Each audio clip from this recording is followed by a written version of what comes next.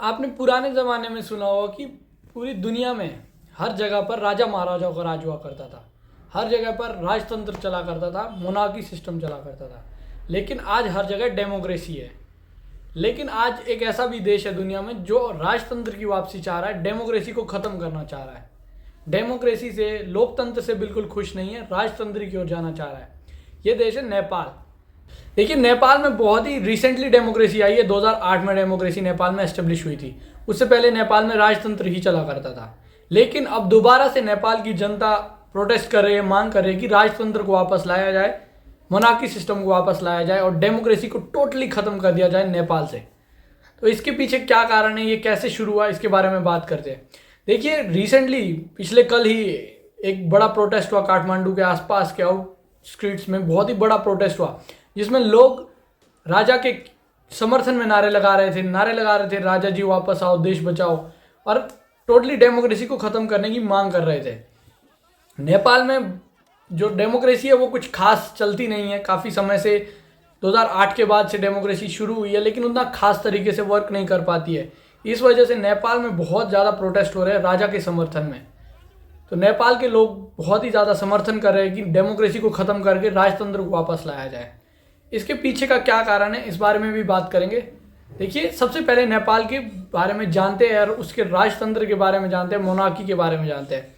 नेपाल में अगर देखा जाए तो गोरखा किंगडम के एंड के बाद, एंड यानी कि उसका नाम ही बदला गया है, कुछ ज़्यादा एंड भी नहीं था। उसके बाद से शाह डायनेस्टी का ही रूल चल रहा है नेपाल में। उसके बाद जब 1996 के बाद माओइस्ट इंसर्जेंसी बढ़ी, यानी कि माओइस्ट इंसर्जेंसी बढ़ी, उसमें बहुत सारे लोगों की जान चली गई और नेपाल के राजतंत्र के खिलाफ माओइस्ट इंसर्जेंसी शुरू की गई थी, जिसके लीडर थे पुष्प कमल दहल, जिन्हें प्रचंडा के नाम से बहुत जाना जाता है। बाद में वो नेपाल के प्राइम मिनिस्टर भी बने।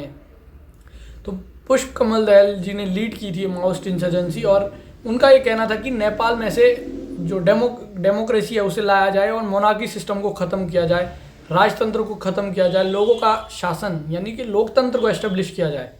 और बहुत लंबे समय तक ये इंसर्जेंसी चली, 1996 के लेकर 2005 तक। जब तक ये प्रोटेस्ट बहुत ही ज़्यादा भयंकर नहीं हो गए, तब तक ये इंसर्जेंसी चलती रही। तो इसके बारे में जानते हैं। अभी नेपाल के किंग कौन है, किसका समर्थन में ये प्रोटेस्ट किए जा रहे हैं। नेपाल के इस वक्त किंग है ज्ञानेंद्र वीर विक्रम देव शाह। ये नेपाल के इस समय किंग है। जब आखिरी समय जब नेपाल में डेमोक्रेसी एस्टेब्लिश हुई थी तो ये नेपाल के किंग थे। और बहुत सारे लोग अभी भी इन पर विश्वास दिखा रहे हैं कि ये देश को काफ़ी अच्छे तरीके से चलाएंगे, क्योंकि डेमोक्रेसी काफ़ी हद तक फेल हो चुकी है नेपाल में। डेमोक्रेसी उतने अच्छे तरीके से वर्क नहीं कर रही है, करप्शन बहुत ज़्यादा है, और नेपाल वैसे भी नेचुरल कैलेमिटीज़ यानी कि नेचुरल डिजास्टर से जूझता रहता है। उसके बाद से अनएम्प्लॉयमेंट, गरीबी बहुत ज़्यादा नेपाल में है। नेपाल के लोग बहुत ज़्यादा दूसरे देशों में जाते हैं काम करने, लेबर वर्क के लिए मजबूर है, क्योंकि वहाँ की जो डेमोक्रेसी है वो बहुत ज़्यादा करप्ट हो चुकी है। वहाँ के लोगों का जो प्रोटेस्ट करे उनका ये मानना है। देखिए, नेपाल की जो राज परिवार है वहाँ पर बहुत सारी बातें होती है, उसके बारे में ज़्यादा डिटेल में बात नहीं करेंगे, लेकिन थोड़ा सा बता देता हूँ। नेपाल में 2001 में एक बहुत ही बड़ा मैसेकर हुआ था, राज परिवार का मैसेकर हुआ था। उसमें जो ज्ञानेंद्र शाह जो अभी किंग है, उनके बड़े भाई वीरेंद्र शाह और उनके बेटे दीपेंद्र शाह, दोनों को मार दिया गया था या गोली मार दी गई थी। उसके बाद वहाँ पर किंग बने वीरेंद्र शाह के छोटे भाई ज्ञानेंद्र शाह, जो अब तक वही किंग है। अब उसके बाद डेमोक्रेसी एस्टेब्लिश हो गई, तो उसके बाद मोनार्की सिस्टम को ख़त्म कर दिया गया। देखिए, ये प्रोटेस्ट बीते कल हुए हैं, जिसमें बहुत ज़्यादा 1-2 दिन से चले आ रहे हैं। काठमांडू के आसपास बहुत सारे लोग गैदर कर गए, उसमें बहुत ज़्यादा प्रोटेस्ट कर रहे हैं कि मोनार्की सिस्टम को दोबारा से एस्टेब्लिश किया जाए। और बहुत सारे लोगों का ये भी मानना है इसके पीछे एक और बड़ा कारण है। लोकतंत्र तो फेल हो ही गया है, उसमें नेपाल के लोगों का कहना है, और साथ ही साथ ये भी कहना है कि नेपाल को एक हिंदू राष्ट्र के रूप में एस्टेब्लिश किया जाए, हिंदू राष्ट्र के रूप में नेपाल को घोषित कर दिया जाए। देखिए, वहाँ पर जो नेपाल में प्रोटेस्ट हो रहे हैं, सबसे पहले नेपाल के जो डेमोक्रेसी है उसके बारे में थोड़ा सा जान लेते हैं। नेपाल में जो डेमोक्रेसी अभी चल रही है, जैसे हमारे यहाँ पर लोकसभा होता है, वैसे ही नेपाल में होता है हाउस ऑफ रिप्रेजेंटेटिव्स, वहाँ पर कहा जाता है। तो उसमें टोटल उनकी 275 सीट्स है, जिसमें से जो मेजॉरिटी में पार्टी है उसके पास 156 सीट्स है। जिस वजह से उन्होंने सरकार बनाई है। तो ये सरकार भी एक अकेली पार्टी ने नहीं बनाई है, कोalition से यानी कि गठबंधन से सरकार बनी है। तो इसमें गठबंधन में नेशनल कांग्रेस सबसे ज़्यादा सीट में है जिसके पास 88 सीटें है। उसके बाद CPN माओइस्ट सेंटर यानी कि CPN माओइस्ट सेंटर जिसके जो लीडर है वो है पुष्प कमल दहल यानी कि प्रचंडा। और इन दोनों के कोalition से और भी छोटी बड़ी कई इसमें पार्टियां हैं, इनके कोalition से जो है सरकार बन रही है नेपाल में अभी जो चल रही है। और अपोजिशन में जो पार्टी है वो है CPN, इसके पास भी काफ़ी सीटें हैं लेकिन 78 सीट्स है। कोalition में इसके पास कम पार्टियां हैं, इस वजह से सरकार नहीं बन पाई है। अपोजिशन पार्टी के लीडर है KP ओली। जो देखिए यहाँ पर एक कमाल की बात यह है कि अगर आप हमारे देश में देखेंगे BJP और कांग्रेस दो अलग अलग पार्टियां हैं, डिफरेंट पार्टियां, अलग अलग फेस, अपोजिशन है, टोटली अपोजिशन है, कभी भी आपस में गठबंधन नहीं करते। लेकिन नेपाल में खास बात यह है कि कोई सी पार्टी भी किसी भी पार्टी के साथ गठबंधन कर देती है। जहाँ से नेपाल में जो लीडर्स है वो देखेंगे कि हमें प्रॉफिट हो रहा है, वहाँ से वो गठबंधन कर लेते हैं। उनके अपना जो एक मोटो रहता है वो नज़र नहीं आता है। नेपाली जो सिटीजन्स है इसी वजह से ज़्यादा परेशान है, क्योंकि जहाँ से नेपाली पॉलिटिशियंस अपना फ़ायदा देखेंगे वहीं से गठबंधन कर लेंगे। वो सिर्फ सरकार बनाने के लिए, पावर के लिए लड़ते हैं, पावर के लिए ही गठबंधन करते हैं। इसमें लोगों की हित के लिए कोई काम नहीं किया जाता है ज़्यादा, इसीलिए नेपाल में लोग ज़्यादा परेशान है। लोकतंत्र से करप्शन बहुत ज़्यादा बढ़ चुका है। अगर आपके जानने में भी कोई नेपाली लोग हो तो सरकार से बिल्कुल खुश नहीं है। बहुत सारे लोग जो भी यहाँ पर भारत में भी काम करने आते हैं वो भी सरकार से बिल्कुल खुश नहीं है। हालांकि मोनार्की सिस्टम को ख़त्म करने के लिए लोगों ने जमकर समर्थन करा था, माओइस्ट इंसर्जेंट बहुत सारे लोगों ने समर्थन करा था, पब्लिक प्रोटेस्ट किए थे। लेकिन अब डेमोक्रेसी से लोग बिल्कुल भी खुश नहीं है। 2008 में डेमोक्रेसी एस्टेब्लिश की गई थी, जब 2005 में ज्ञानेंद्र शाह ने कहा था कि हम मोनार्की सिस्टम को ख़त्म करके एक डेमोक्रेटिक सिस्टम लाएंगे नेपाल में, जिसका हेड ऑफ द स्टेट होगा, जैसे प्रेसिडेंट होगा, उसका प्राइम मिनिस्टर होगा, मतलब जिस प्रकार से डेमोक्रेसी चलती है उस प्रकार से ही चलेगा। लेकिन ये टोटली फेल हो चुका है।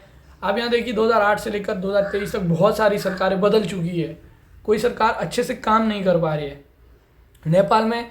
वैसे तो देखिए गरीबी तो नेपाल में बहुत ही समय से है, बहुत सारे लोग काम करने के लिए दूसरे देशों में जाते हैं।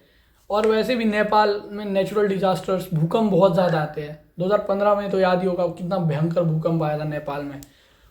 और नेपाल में लिटरेसी रेट भी बहुत कम है, जिस वजह से सरकार और डेमोक्रेसी अच्छे से काम नहीं कर पाती है। और जो गवर्नमेंट एम्प्लॉय है वो करप्शन इजीली कर पाते हैं, उन्हें इतनी ज़्यादा दिक्कत नहीं होती है करप्शन करने में, या ज़्यादा करप्ट इसी वजह से है क्योंकि लोग वहाँ पर काफ़ी ज़्यादा अनपढ़ है। इस वजह से करप्शन भी ज़्यादा बढ़ रहा है और सरकार काफ़ी तरीके से फेल हो गई है। अब देखते हैं नेपाल में जो प्रोटेस्ट हो रहे हैं उसे कौन हेड कर रहा है, कौन लीड कर रहा है और उसका कारण क्या है, उनका मोटो क्या है। तो इसमें नेपाल में जो प्रोटेस्ट हो रहे हैं इसको लीड कर रहे हैं दुर्गा प्रसन्न। ये एक बड़े बिजनेसमैन है, दुर्गा प्रसन्न, नेपाल के काफ़ी अच्छे बिजनेसमैन हैं। तो इन्होंने जो मोटो रखा है इसका वो है राष्ट्रीय धर्म, संस्कृति और नागरिक बचाओ आंदोलन, यानी कि movement for protection of nationalisation religion culture and citizens. और साथ ही साथ उनका ये भी कहना है कि नेपाल को एक हिंदू राष्ट्र घोषित कर दिया जाए। अगर राजतंत्र वापस आएगा तो नेपाल ऑटोमेटिकली एक हिंदू राष्ट्र हो जाएगा, क्योंकि 2005 जब ज्ञानेंद्र शाह ने कहा था कि डेमोक्रेसी एस्टेब्लिश करेंगे, उससे पहले नेपाल ऑटोमेटिकली एक हिंदू राष्ट्र था, हिंदू स्टेट था। लेकिन उसके बाद उसे सेकुलर स्टेट घोषित कर दिया गया जब डेमोक्रेसी आई। अब नेपाल के लोगों का ये कहना है कि दोबारा से हिंदू राष्ट्र नेपाल को घोषित कर दिया जाए। इसीलिए मैसिव प्रोटेस्ट चल रहे हैं, बहुत सारा क्लैशेस हो रहे हैं पुलिस और सिविलियंस के बीच में। हालांकि इसके आगे क्या होगा ये ज़्यादा जानकारी नहीं है, लेकिन काठमांडू के आसपास बहुत ज़्यादा प्रोटेस्ट अभी देखे जा रहे हैं। बहुत ज़्यादा मुश्किल समय नेपाल के लिए चल रहा है, आर्थिक मंदी से नेपाल जूझ रहा है और नेचुरल जो डिजास्टर्स है, वो आपदाएं हैं, वो बहुत ज़्यादा आती है नेपाल में, अभी तक देखा जाता है। और अब देखते हैं कि नेपाल की सरकार इसे कैसे टैकल करती है। और भारत के साथ भी नेपाल सरकार के जो रिलेशंस है वो काफ़ी ज़्यादा बिगड़ चुके थे। पुष्प कमल दहल जी जब प्राइम मिनिस्टर थे नेपाल के, उस वक्त उनके समय में बहुत ज़्यादा बदल चुके हैं और बहुत ज़्यादा ख़राब हो चुके हैं कहा जाए तो। आशा तो यही करते हैं कि नेपाल की जो आर्थिक दिक्कतें हैं, नेपाल की जो अंतरिम दिक्कतें हैं, जो अंदरूनी दिक्कतें चल रही हैं नेपाल के अंदर, वो सही हो जाए, ताकि लोगों का जो रहन सहन का तरीका है, लोगों के लिए आसानी हो जाए और लोगों का वेलफेयर है अच्छा हो जाए, लोग अच्छे से रह सके और एम्प्लॉयमेंट ज़्यादा से ज़्यादा उन्हें मिल सके। ताकि अगर देखिए, एक अच्छी डेमोक्रेसी के लिए एक अच्छी सरकार का होना बहुत ज़्यादा ज़रूरी है। अगर आपकी सरकार करप्ट होगी, अच्छी इंस्टेबिलिटी रहेगी सरकार में या डेमोक्रेसी में, तो एक देश अच्छे से ग्रो कभी भी नहीं कर पाएगा। इसका एक जीता जागता उदाहरण है हमारा पड़ोसी देश पाकिस्तान। जहाँ पर पॉलिटिकल इंस्टेबिलिटी रहेगी वहाँ पर डेवलपमेंट बहुत कम होता है, ये देखा गया है हमेशा से ही। आशा तो यही करेंगे कि नेपाल में पॉलिटिकल इंस्टेबिलिटी जल्दी ख़त्म हो और एक अच्छी सरकार और नेपाल के लोगों के हित के लिए काम करने वाली सरकार आए। जय हिंद।